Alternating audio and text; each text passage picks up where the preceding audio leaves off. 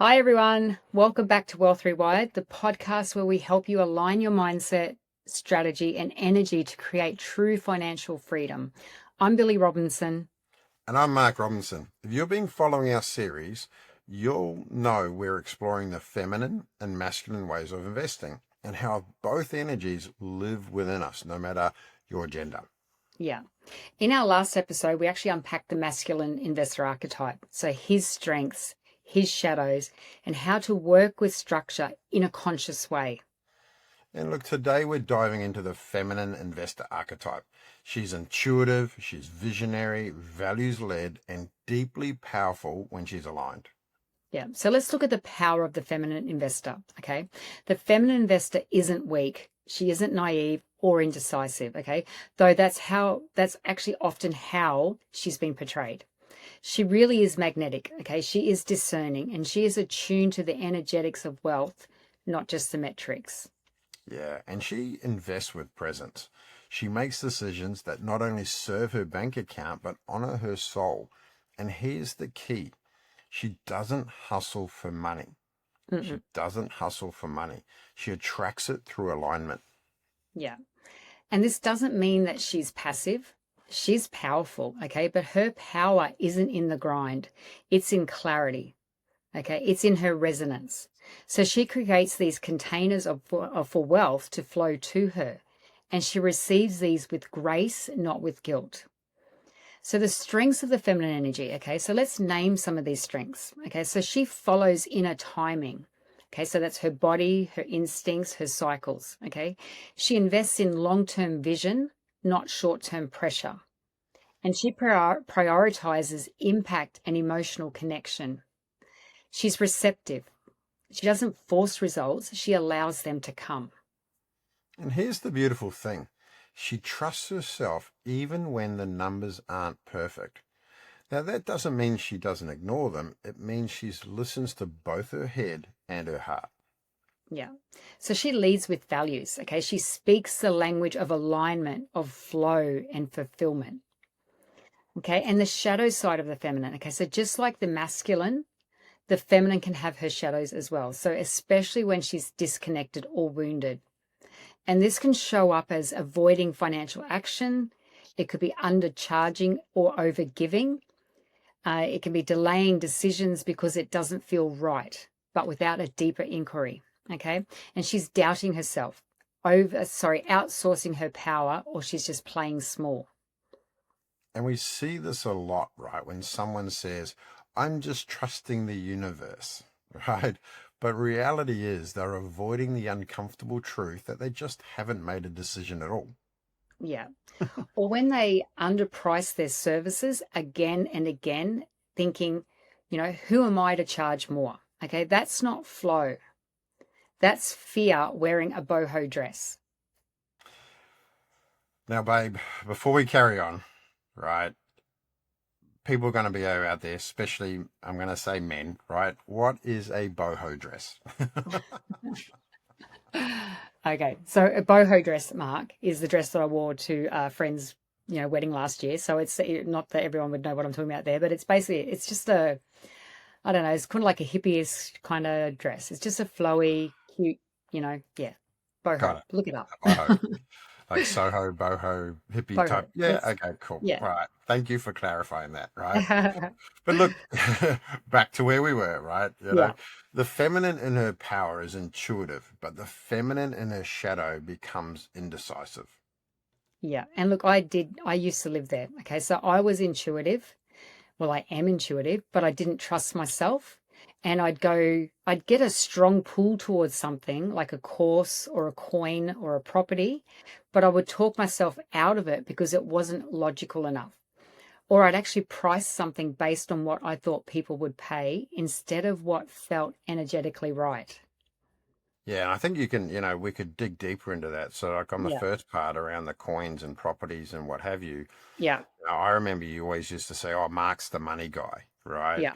And you would utilize that as I'll say excuse, right? But you use that as your points of saying, "Well, this is why we shouldn't go in it because Mark's the money guy." Yeah, Yeah. that's Yeah. a fair comment, right? Yeah, 100%. Especially around the coins. I would sit there and go, oh, this feels like it's going to go. But then it's like, oh no, if Mark's not looking at it, then it can't be anything. So yeah.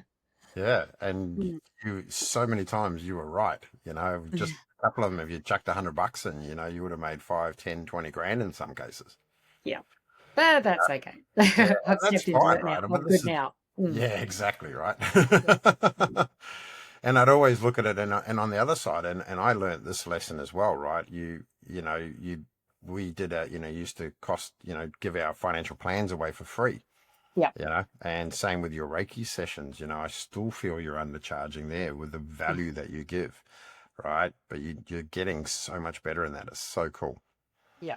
Yeah. And I remember watching you shift, the moment you owned that inner knowing was valid, right? Even when it didn't make sense at all at the time, things just started to open up, and they're opening up even more now, babe. You're so powerful. Yeah. So that's when I finally allowed myself really to receive without guilt. Okay. So when I claimed that I was worthy of money, even without overexerting myself, that's when wealth started flowing to me. Okay. So Mark's right. I do now. I am actually now asking for my worth. So yes, I believe I'm doing so. Yeah, I agree, Doll. So powerful, right? So embodying the feminine wealth, right? So if you're resonating with this archetype, your work isn't to become more analytical, right? It's to become what's to trust more, right? To be more available to trust is probably even a better way to say it. Yeah. So what that means is, okay, you're going to start claiming your worth without apology. Okay. You're going to start owning your inner yes and moving when it speaks. And you're going to create this space in your life, in your body, and in your calendar to receive. And then you're going to be seeing money not as a metric, but as a mirror. Yeah, look, a mirror of your boundaries, Yeah. right? A mirror of your beliefs, and a mirror of your embodiment. Yeah. So when the feminine is empowered, wealth becomes a frequency, not a grind. Okay. And once you get that, there's no going back. Yeah. So now let's pause and reflect. So, where have you been overgiving or undercharging in your life or in your business? Where have you ignored your body or your intuition, then regretted it later? And what would change if you saw receiving as sacred, not as selfish? All right. So, these are the journal prompts I'd like you to do this week. So, again, where have you been overgiving or undercharging in your life or business? Where have you ignored your body or intuition, then regretted it later? And what would change if you saw receiving as sacred, not as selfish? And look, these questions, like we are focusing primarily around investing and what have you. Mhm. But that's why we asked that first one, right? Undercharging or overgiving in your life as well. Yeah. Like I would break that up. I would do break that up into two questions so that you can say undercharging in your life or overgiving in your life, and then also answer it again, overgiving or undercharging in your business, right? Yeah. And that's something I think is really important for everybody, right? Without a doubt, because these aren't small questions, right? They're recalibration prompts. Write Yeah. them down, let them sit with you, and don't rush the answers. And just a reminder, guys, this isn't about male and female. No. It never has, never will be. Yeah. We have both energy types in us. So this is what this is all about. Yeah. So, guys, in our next episode, we're taking this from theory to practice. We're going to walk you through real life examples about buying property, investing in crypto, launching a business, and show you how both energies show up and how to bring them into harmony. Yeah. This one is real, okay? It's raw and it's going to be relatable because most people don't realize that they're stuck in one energy until they see it in action. Yeah, absolutely. And if today's conversation hits home for you, grab your free digital copies of our books via Linktree, The Feminine Wealth Code, The Sole Purpose of Wealth, and Wealth Rewired. Yeah, these are here to support you as you continue activating your aligned wealth frequency. So when the feminine is suppressed, wealth feels heavy. When she's activated, wealth feels natural, nourishing, magnetic. And when she's combined with structure, she's unstoppable.